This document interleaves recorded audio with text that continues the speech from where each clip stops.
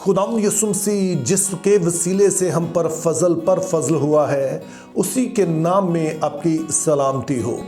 तो आज अहद अतीक में से जो हमारा सेकंड लास्ट हवाला है रोज़े से मुतालिक, वो यूना की किताब में से है, यानी यूना 3 बाब और उसकी 4 और 5वीं आयत, जिसमें कुछ यूँ लिखा है। और यूना शहर में दाखिल हुआ और एक दिन की मुसाफत की राह चला और उसने मुनादी की और कहा कि 40 रोज के बाद नैनवा बर्बाद हो जाएगा। तब नैनवा के बाशिंदों ने खुदा पर ईमान लाकर रोजे की मुनादी की और अदना व आला सब ने टाट ओढ़ा। अब यूना वाला जो वाक़या है, इसका शुमार बाइबल मुक़द्दस के उन हवाला जात में होता है जो कि बहुत ही मकबूल हैं और तकरीबन सभी मसीही इससे बाखूबी वाकिफ़ होते हैं। लेकिन जब हम किसी बात से बखूबी वाकिफ़ हो तो उसमें एक प्रॉब्लम ये होती है कि आम तौर पर हम डिटेल्स पर बात नहीं करते हैं, कि उसकी जो तमाम जुज़ियात हैं उनको हम गौर से नहीं देखते हैं, जो कि हमारा ख्याल होता है कि हम इसे पहले से जानते हैं। लेकिन आज की वीडियो में हम चंद इसकी जो तफसीलात हैं उन पर बात करेंगे और मेरा ईमान है कि आज के बाद से ये वाली स्टोरी भी और ये वाला हवाला जो है वो आपके लिए बहुत ही बाइस बरकत बन जाएगा और आप अपनी ज़िंदगी के लिए शख्सी तौर पर भी और बाहसियत मसीही कौम भी एक अहम सबक जो है वो सीख पाएंगे। तो इस हवाले को बेहतर तौर पर समझने के लिए जो पहली चीज़ हमने जहन में रखनी है कि बाइबल मुक़द्दस में हम देखते हैं कि खुदा जिन लोगों को अपने किसी काम के लिए मुकर्रर करता था तो उसको खादम कहा जाता था या खुदा का बंदा कहा जाता था। और जो लफ्ज़ इब्रानी ज़ुबान में खादम या बंदे के लिए इस्तेमाल हुआ है वो ओवेद है, जिसका लफ्ज़ी मतलब है ग़ुलाम।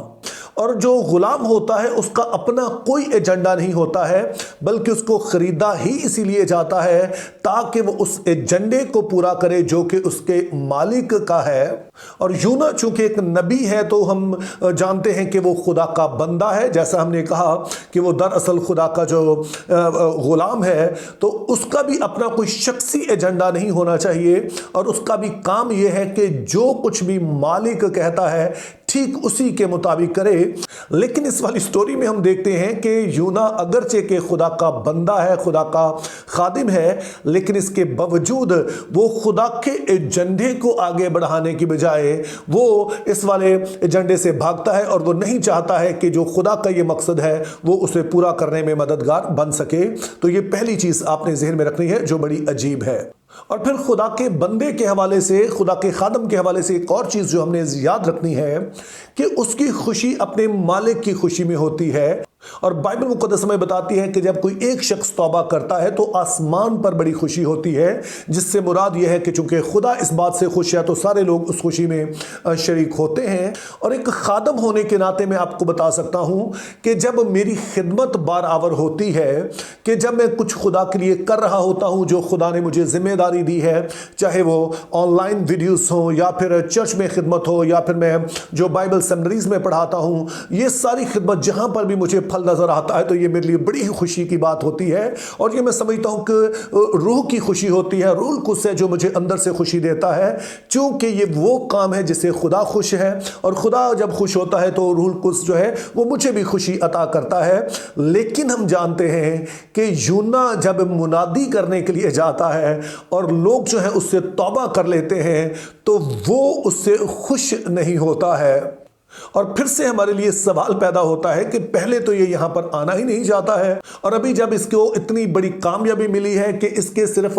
थोड़ी सी मुनादी करने से हम देखते हैं कि पूरे का पूरा नैनवा शहर जो है, जो कि आप समझिए कि अगर हम मौजूदा दौर में बात करें तो ऐसा समझ लीजिए कि जैसे न्यूयॉर्क की बात कर लें या वाशिंगटन डीसी की बात कर लें या फिर बीजिंग की बात कर ले, यानी कि कोई भी बड़ा जो दारुल हुकूमत है अब उसकी बात कर ले तो वो पूरा अगर तौबा कर ले तो कितनी बड़ी बात है। लेकिन यूना जो है वो इस बात से खुश नहीं है। तो जाहिर है फिर सवाल पैदा होता है कि ऐसा क्यों है, और उसका जवाब जो है वो यूना खुद ही देता है, यानी कि 4 बाब की 1 से 3 आयत में, जिसमें कुछ यूं लिखा है। लेकिन यूना उससे नहायत नाखुश और नाराज हुआ और उसने खुदावन से यूं दुआ की कि ऐ खुदावन, जब मैं अपने वतन ही में था और तरसीस को भागने वाला था तो क्या मैंने यही ना कहा था? मैं जानता था कि तू रहीमो करीम खुदा है, जो कहर करने में धीमा और शफकत में गनी और अजाब नाजिल करने से बाज रहता है। अब ऐ खुदावन मैं तेरी मिन्नत करता हूं कि मेरी जान ले ले, क्योंकि मेरे इस जीने से मर जाना बेहतर है। अब मैं जब भी यूना के आखिरी अल्फाज जो हमने पढ़े इन्हें पढ़ता हूं तो मुझे हंसी आती है कि खिदमत की इतनी बड़ी कामयाबी के बाद ना सिर्फ वो खुश नहीं है, बल्कि वो इतना नाखुश है कि वो चाहता है कि मैं जान से ही चला जाऊं। लेकिन जो अहम बात है कि जो सवाल हमने पहले पूछा था कि यूना पहले तो जाना ही क्यों नहीं चाहता था, और जब वो उसकी मुरादी कामयाबी हो गई है तो वो खुश क्यों नहीं है, तो वो बताता है कि खुदावंद मैं इसलिए तेरे हजूर से भाग रहा था, मैं नहीं चाहता था यहां आके मैं मुनादी करूं, क्योंकि मुझे पता था अगर मैं यहां आके मुनादी करूंगा और मेरी मुनादी के जवाब में इन लोगों ने अगर तौबा कर ली तो फिर यकीनी तौर पर तू इन पर अजाब नाजल नहीं करेगा, क्योंकि मैं जानता हूं कि तू कहर करने में धीमा और शफकत और वफा में गनी है।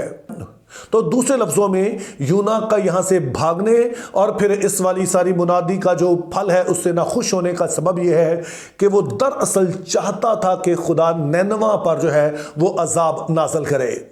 तो अब सवाल फिर से पैदा होता है कि यूना ऐसा क्यों नहीं चाहता है कि नैनवा के लोग जो है वो तौबा करें और खुदा ज़रूर ही इन पर गज़ब नाजिल करे। तो उसका जवाब हमें दूसरी सलातीन उसका 14वां बाब और उसकी 25 आयत में मिलता है, जिसमें कुछ यूँ लिखा है, और उसने खुदामंद इसराइल के खुदा के उस सुखन के मुताबिक जो उसने अपने बंदा और नबी यूना बिन इमती की मार्फत जो जात हिफर का था फरमाया था,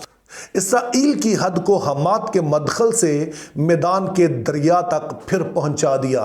अब इस आयत में एक बादशाह का जिक्र हो रहा है जिसका नाम यरबाम दोम है। अगर आप 23 और 24 आयत पढ़ेंगे तो उसमें इसकी थोड़ी डिटेल और आपको मिल जाएंगी। और ये 10 कबीले जो थे जो कि इसराइल कहलाते थे, जब सुलेमान के गुनाह की वजह से सल्तनत जो है वो 2 टुकड़े हो जाती है तो 10 कबीले जो अलग हो गए थे, ये उनका बादशाह है। और इसके हवाले से हमें बताया गया है कि यरबाम दोम के दौर में जो इसराइल की सरहद है वो उस वहां तक पहुंच जाती है जैसे खुदा ने अपने लोगों से वादा किया था। और इससे पहले ऐसा सिर्फ जो है वो सुलेमान बादशाह के दौर में हुआ था कि जब इसराइल के मुल्क की हदूद जो है वो इंतहा तक पहुंच गई थी, यानी कि वहां तक जहां तक खुदा ने उनसे वादा किया था। तो इस तरह से हम देखते हैं कि ये इन 10 कबाइल के लिए एक बड़ा ही प्राइड मोमेंट था कि जब एक दफा फिर से वो एक बड़ी सल्तनत बनकर उभरते हैं, एक बड़ी ताकत बन के उभरते हैं। और इसमें हमें बताया कि ये सब कुछ इसलिए हुआ क्योंकि यूना नबी जो है इसने नबूवत की थी, इसने बताया था कि खुदा आइंदा दिनों में ऐसा करने को जा रहा है और ऐसा हुआ भी। लेकिन अब अगर इसराइल को दोबारा से किसी से खतरा था तो वो असूर के मुल्क से था जो कि एक उभरती हुई ताकत थी। और असूर का जो दारुल खिलाफा है वो नैनवा था जहां पर खुदा यूना को भेजा है कि वहां जाकर मुनादी करे। तो अब आप सोचिए कि यूना जिसकी वजह से, जिसकी नबूवत की वजह से ये सारी बहाली का दौर ये 10 कबाइल जो है इसराइल जो है वो देख रहा है, फिर वही जाके अपने सबसे बड़े जो दुश्मन है जिनसे उन्हें खतरा है उसी के जाकर मुल्क में मुनादी करे ताकि वो लोग बच जाएं। तो यूना शख्सी तौर पर भी इससे खुश नहीं, और वो जानता है कि फिर वो तमाम लोगों को जो कि बनी इसराइल के हैं उन्हें भी अपना दुश्मन बना लेगा। तो इस तरह से हम देखते हैं कि यूना जो है तो खुदा का बंदा, खुदा का खादम, खुदा का गुलाम, और उसका काम है कि खुदा के एजेंडे पर काम करे। लेकिन वो खुदा के एजेंडे पर काम करने की बजाय वो लोगों की शक्ल को देखता है कि वो मुझे क्या कहेंगे, या फिर वो जो उसकी शख्सी एजेंडा है वो उस पर अमल करता है बजाय इसके कि वो खुदा के मकासद को पूरा करने के लिए अपने आप को पेश करे। अब इस सारी तालीम की रोशनी में आप 3 अहम असबाब सीखते हैं। पहले नंबर पर तो हमने ज़हन में रखना है कि खुदा कहर करने में धीमा और शफकत और वफा में गनी है। और जब हम शफकत कहते हैं तो ये नए अहद का लफ्ज़ जो फजल है ये उसका हम पल्ला है। तो दरअसल खुदा जो है वो पुरफजल है, और अगर खुदा अपनी ज़ात में पुरफजल है तो उसका फजल सिर्फ किसी एक शख्स के लिए नहीं है, बल्कि वो तमाम अपनी कायनात और तमाम मखलूक़ात के लिए पुरफजल है। और दूसरा सबक, एक मसीही होने के नाते खुदा के लोग होने के नाते हम ये सीख सकते हैं कि हम इस बात से तो खुश होते हैं कि खुदा ने हम पर फजल किया, जैसे कि हम यूना नबी के देखते हैं कि इसके दौर में बहाली आती है, हालांकि इनके काम को इतने अच्छे नहीं थे, लेकिन खुदा ने इसलिए इन पर फजल किया चूंकि ये खुदा के लोग हैं और इनको फिर से बहाल किया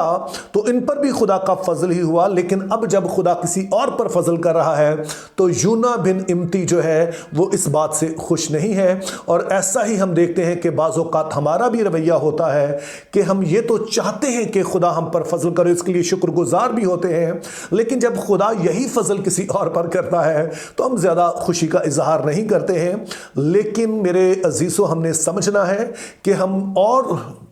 लेकिन मेरे अजीज़ों, अगर तो हमने खुश रहना है और रूहानी खुशी का तजर्बा करना है तो उन बातों में खुश रहिए जिसमें खुदा खुश है। और खुदा की एक बड़ी खुशी यह है कि वो हर किसी के लिए चाहता है कि उनकी नौबत जो है वो तौबा तक पहुंचे। और तीसरा जो बड़ा सबक पाकिस्तानी मसीही कौम होने के नाते हम सीख सकते हैं कि खुदा को सभी की फिक्र है, उनकी भी जो हमारे लिए ख़तरा है। और इसीलिए बतौर पाकिस्तानी मसीही, अगरचे कि हमें पता है कि पाकिस्तान में रहते हुए हमें कई तरह के चैलेंजेस का सामना है और बहुत सारे यहाँ पर ऐसे लोग हैं जो कि हमसे नफरत भी करते हैं और उसका इजहार हम वक्तन फवक्तन देखते रहते हैं। वो हमारे चर्चेस को जलाते हैं, वो हमारी आबादियाँ जो हैं उन पर चढ़ आते हैं और कई तरह से वो हमें सताने की कोशिश करते हैं। लेकिन इसके बावजूद खुदा का फजल जो है वो उनके लिए भी है, उनके बारे में भी खुदा की यही ख्वाहिश है कि वो भी तौबा तक पहुँचे। और चूंकि खुदा की ये ख्वाहिश है और हम जो मसीही हैं, हम एक खादम कौम है और हमारी खुशी हमारे खुदा की खुशी में होनी चाहिए। और इसीलिए चाहे जो भी हो, हमें सबकी नजात के लिए बात करनी है, सबकी नजात के लिए कोशिश करनी है और जो कुछ भी हमसे हो सकता है हमने उसमें हिस्सा डालना है। और यूँ हम देखेंगे कि हम अपने उस मकसद को पूरा करेंगे जिसके लिए उसने हमें पाकिस्तान में रखा है। तो मेरी दुआ है कि खुदा हमें ऐसा करने का फजल अता करे। Think biblically, live purposefully, have a very good day.